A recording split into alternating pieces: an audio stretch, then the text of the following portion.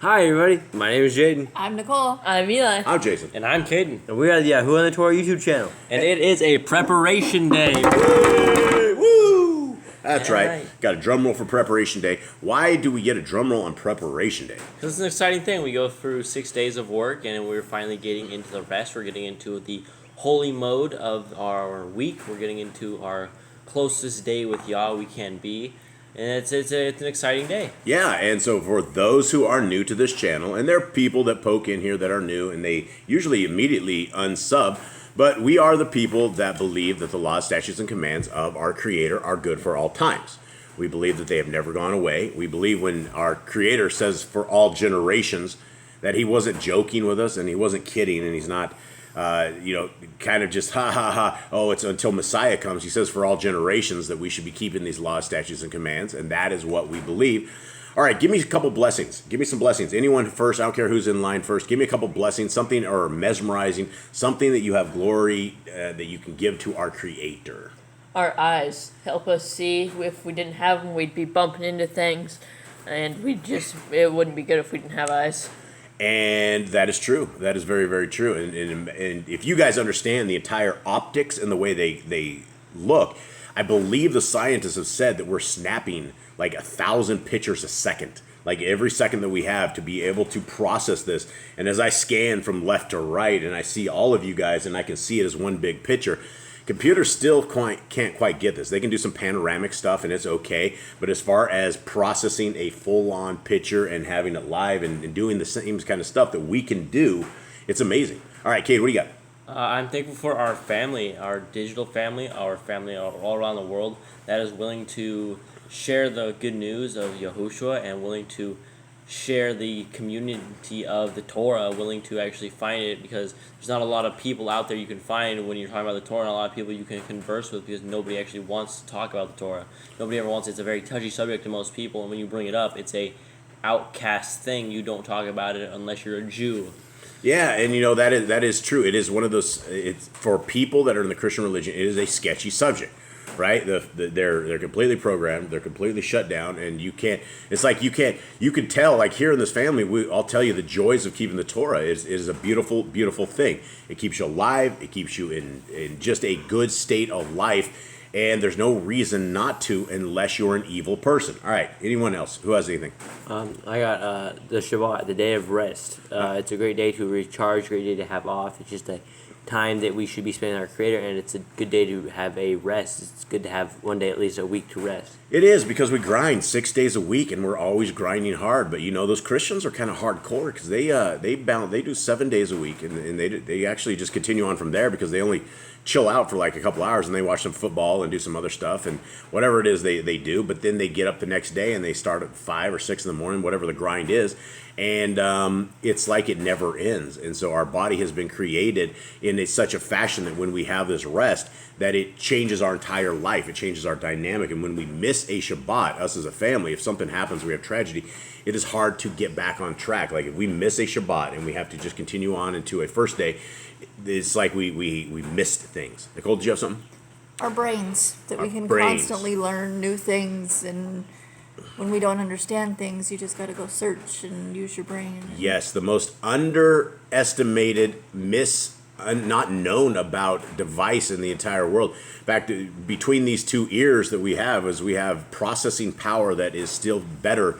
It would take you clusters of computers. I'm talking like 20,000 computers to ever be able to come close to replicating what a brain does. We can think, we can process stuff, we have a good conscience, we can sit there. I was thinking about it the other day, as I'm sitting to decide. I think it was like, this is such a simple little thing, but I was taking water out of the fridge, and our fridge is a little full. We have a bunch of little waters and stuff in there, and I was trying to figure out how to get to the back of the fridge. And as I'm sitting there thinking about how to get 2 or 3 things in my hands and get to the back of the fridge to get to what I was after, I'm sitting there thinking, wow, I can actually deduce this stuff. I can figure it out. And like I'm always telling you guys, we don't always want to do the same project over and over and over. Our brains are so superior to this that we want to do the next task faster than we did the first task, because we can come up with better ways of doing this stuff. And our Creator has created very thinkful people, right? How else can we say this? And we look at dogs, And we look at the intellect of dogs, and they're actually really, really intelligent, but they're very, very limited compared to the power of the human, that what they have done. And, I guess my biggest, I guess a glorification or to Yah is free will. The ability to choose good and evil. The ability to seek Yah or seek Hasatan. And a lot of people aren't seeking Hasatan by default. But by default, if you're not seeking Yah, you will end up in the hands of Hasatan, and you will be threshed. You will be burned up. And the time is so short right now that we've had, generation after generation after generation. We've had TV guys that sit there and tell you how to be saved and all of this stuff. Everybody knows how to be saved, but nobody knows how to be saved when it comes down to what the scriptures say. And the scriptures, when it comes down to Revelation 14:12, it says the only people that are saved are the people who are the saints who have the faith in Yahusha, which is Jesus the Christ, as everyone knows him by, and they keep the commandments of Yahuwah. And so those commandments we do not believe are too hard to keep. And Yah is amazing. So everybody out there, our digital family, I'd like to greet you guys. I'd like to give you guys a big bear hug. Thank you guys very, very, very much for hanging out with us. Whoever it is out there, we love you, and we hope that you are blessed. And today should be hopefully a little bit interesting. It would be a dry read, except I'm going to go over this. I'm going to show you guys this first. We're not going to do the same stuff because we have something a little cooler we're going to do. Eli's going to be our MC, the master of ceremony here. And this is the actual chapter. And we're going to go over this chapter in a map. Because the entire chapter, there's no commandments. I will be a spoiler to you. There are no commandments in this. But this is a very interesting chapter that instead of it being as dry and just kind of telling it, Eli, are you ready to rock and roll this? All right, so we're going to go right here. All right, Eli, go ahead and read it. I need you to get your best voice on, and let's see what we can do. All right, go ahead, Eli. These are the journeys of the children of Yasharel, which went forth out of the land of Mitzrayim, with their armies under the hand of Moshe and Aaron. And Moshe wrote their goings out according to their journeys by the commandment of Yahuwah. And these are their journeys according to their going outs. And they departed from Ramsek in the first month, on the 15th day of the first month. On the morrow after the Pesach, the children of Yasharel went out with a high hand in the sight of all Mitzrayim. For the Mitzrayim buried all their firstborn, which Yahuwah had smitten among them. Upon their Elohim also Yahuwah executed judgments. Okay, and so for those who are following on this map, Egypt is huge, right? Egypt is absolutely huge. And so there we are. We're leaving Egypt, right? And they ended up in Ramses to begin with, right? And this is still in Egypt. And they marched out of Ramses in formation, in 50s. So Yah had them actually march in military fashion. A whole bunch of slaves that didn't know anything on how to be any kind of soldiers whatsoever. They marched out of Ramses in 50s. Of course, 50s. All right. Continue on, Eli. And the children of Yasharel moved from Ramses and pitched in Sukkot. And they departed from Sukkot and pitched in Etham, which is in the edge of the wilderness. And they removed from Etham and turned again unto Pi-hachiroth, which is before Baal-Zephon. And they pitched before Migdal. And they departed from before Pi-hachiroth and passed through the midst of the sea into the wilderness. And went 3 days' journey into the wilderness of Etham and pitched in Merah. All right, so here we go. This is the journey right here. So we have Olive right here, and I don't think my family has seen this before, so this is very interesting. Jay, do you want to move around the table, or you guys can see this too as he's reading this? So we have Egypt, and we went to Ramses, then we went to Sukkot, then we went to Etham, then he went back to Migdal, and this is huge, guys. If you look at Egypt, Egypt is absolutely huge. It looks like probably bigger than Texas. I don't know if that's true or not, but it looks big. So we have Etham, then we have Puroth, right? And then they crossed the sea, right? And now we're at Merah, right there. Okay, so continue on. So that's where the sea opened up, right? Yeah, so this is the Red Sea. They would have had to cross the Red Sea right there. So the Egyptians were after them right there. And so that is part of the sea, right? That looks really small, but I think it was 2 miles or something on that thing? Oh, that's huge. This is absolutely huge. I mean, this is huge. Yeah, this is a lot of land right here. So this is huge. Okay, so they crossed the Red Sea. Okay, we're at Merah. Okay, and where are we at? We're at Merah. All right. And they removed from Merah and came unto Elim. And in Elim were 12 fountains of water and 70 palm trees. Hold on, Merim. And they pitched there. Elim. Okay, there we are. So Merah and Elim. Elim is right close to Merah. Okay. And they removed from Elim and encamped by the Red Sea. And they removed from the Red Sea and encamped in the wilderness of Sin. And they took their journey out of the wilderness of Sin and encamped in Dophkah. And they departed from Dophkah and encamped in Alush. And they removed from Alush and encamped in Rephidim, where was no water for the people to drink. Now, why is something called Rephidim? What is that? That's like the Nephilim, I think. I think it's Yeah, like Rephaim. Rephaim. I think that's the land of the giants. Right. I think a lot of things were named after giants. A lot of people were just named stuff after what they saw. One was the giants. All right. You like? And they departed from Rephidim and pitched in the wilderness of Sinai. And they removed from this desert of Sinai and pitched at Kivroth Hat-Tava. And they departed from Kivroth Hat-Tava and encamped at Katzeroth. Hold on. Katzeroth? It's Hatzeroth. Oh, Hatzeroth. Okay. Yep. Okay. So right there. And they departed from Katzeroth and pitched in Rithma. And they departed from Rithma and pitched at Rimon Peretz. Okay, so these are long journeys, right? You're talking millions of people that are going on this, right? So when they went from one section to another, we're talking days, weeks, months, possibly to get from one section to another. I mean, there's a lot of stuff to do. They have to pick up their temple. They got to pick up the people. They got to pick up all their stuff, all their cows. Somebody has to herd the cows. This is a huge thing to be able to move this kind of a tribe around in this area. So this is kind of amazing. All right, continue on. And they departed from Rimon Peretz and pitched in Livna. And they removed from Livna and pitched at Rika. And they journeyed from Rika and pitched in Kehathalaha. Hold on, where are we at here? Where That's Rika. Wreath is right here. What is this? Is it? and pitched in Kehalatha. Let's see how to pronounce it. Kehalatha. Okay, I'm not seeing this. I'm not seeing this. No, I So don't we're see right that here. one. All right, where do they go after that, Eli? So then they go to Mount Shepher. Mount Shepher. There's Mount Hor. Mount Hor. I don't see this, so I think we're lost right here. All right, so wait, there's Mount Shepler right there. So it's here. Oh, that's right there. Okay, so we're right into here. Okay, so read those last one again. And they journeyed from Rita and pitched in Kehalatha. Okay. And they departed from Kehalatha and pitched in Mount Shepher. And they removed from Mount Shepher and camped in Charada. Charada? Uh-huh. Where's that? The bottom One one? above It's Mount the Shefer. H. Oh, Harada, right there. Okay. Yep. Okay. So all these little places, this is where they're at right in here. But Area these between places, the yeah, there's arrows. not a lot of, I guess, landmarks or what we know of. Okay, go ahead. And they removed from Charada and pitched in Makheloth. There we go. Okay. And they removed from Makheloth and encamped at Takath. So they spent a lot of time in this little area right here. And they departed from Takath and pitched at Terak. And they removed from Terak and pitched in Mithka. Yep. And they went from Mithka and pitched in Chashmona. Okay. And they departed from Chashmona and encamped at Moseroth. Okay.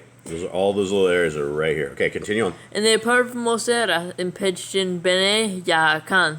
Okay. And right here. they removed from Bene Yaakan and encamped at Kor HaGigad. So they went way back down. So they went way up to the top, and then they just did a big. They really were wandering through Yeah, the they desert. were literally wandering through the desert, and they Several just. U-turns later. So this last place where they camped here, this had to be like years right there, and so they only made a little bit of progress in those years, and they went up and moved around, and then they came back down. Like they made a huge trip. Like from what was the last one?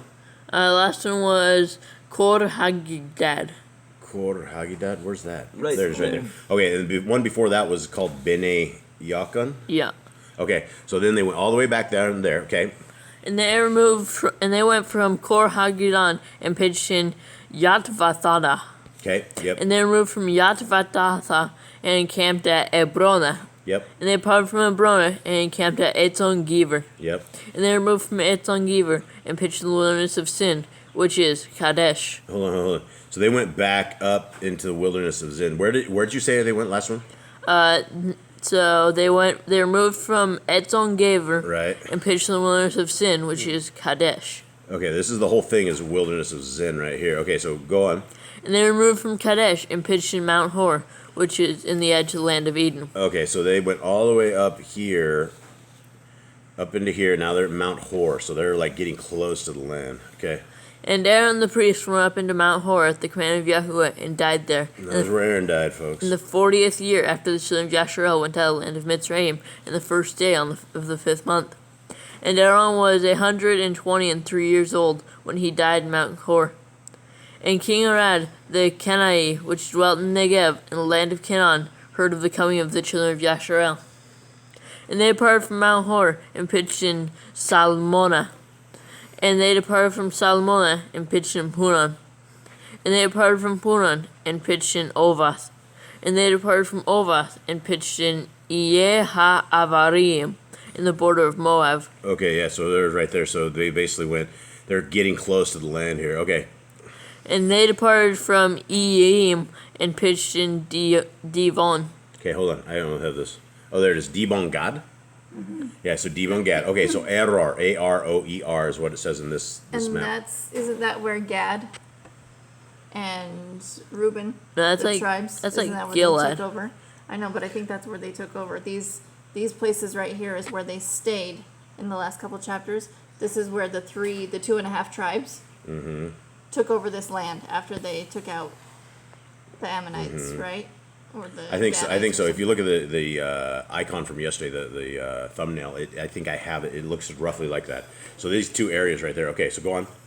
And they departed from Eim and pitched in Divon. And they departed from Divon and encamped in Alman Divathlama.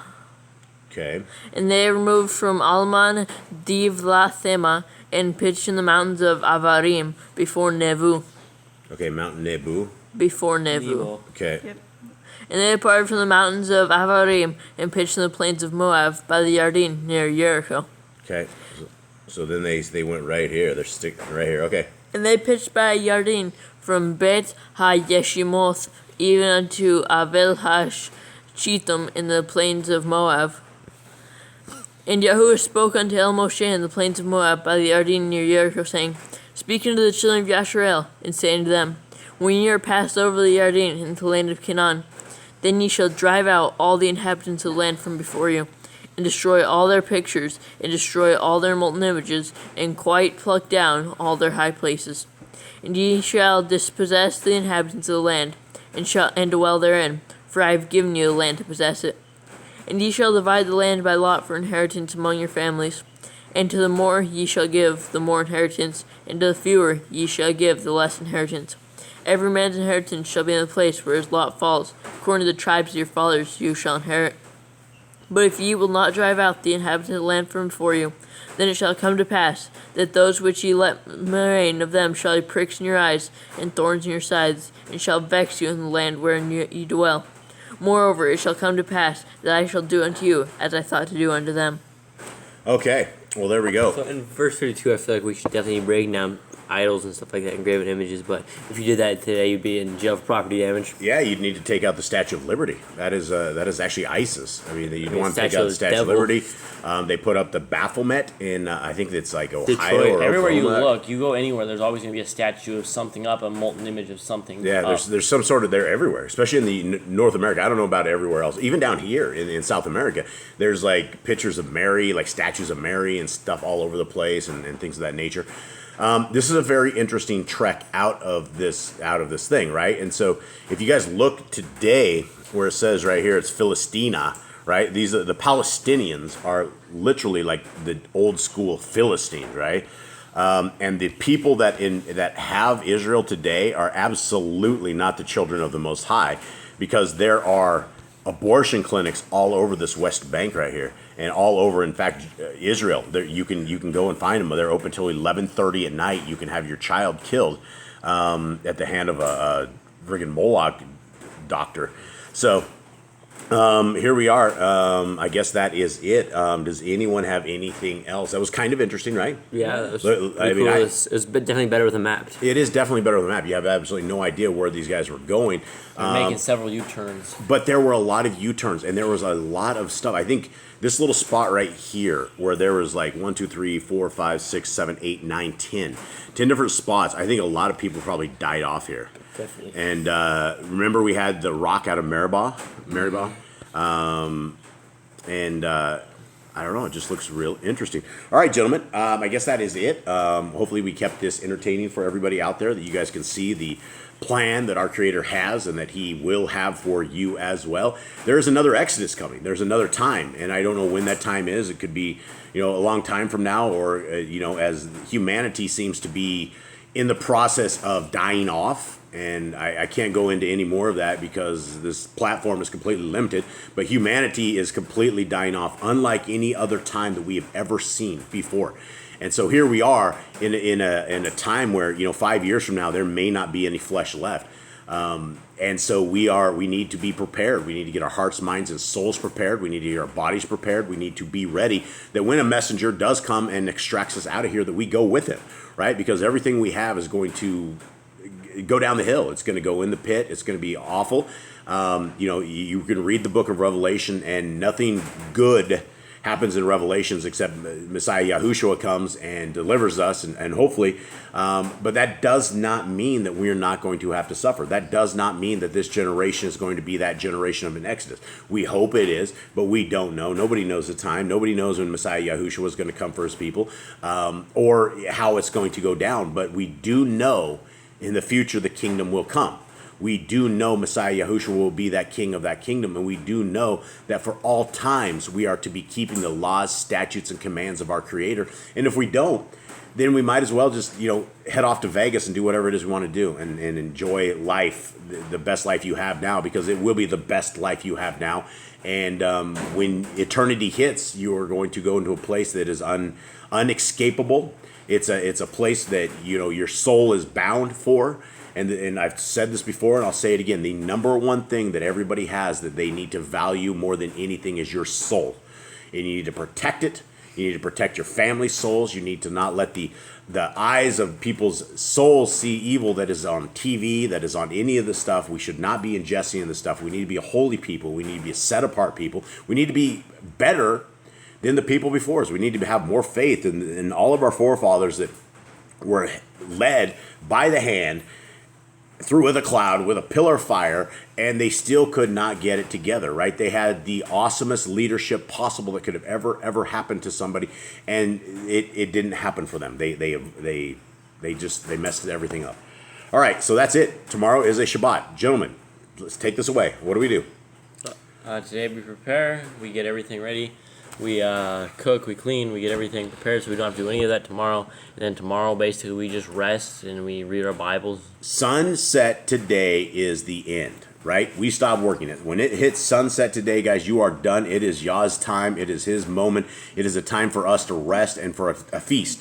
It's time that we should have all together. So hopefully you guys are following in Yah's pattern. There's only one mark across the people of Yah's, right? That is the mark of the Sabbath. That is how you know, and that's how you begin getting into your Torah journey. And it is, if you're not keeping the Sabbath, then you're absolutely not in the will of Yah. All right. Anyone have anything else? Anyone? That's it. Dead air.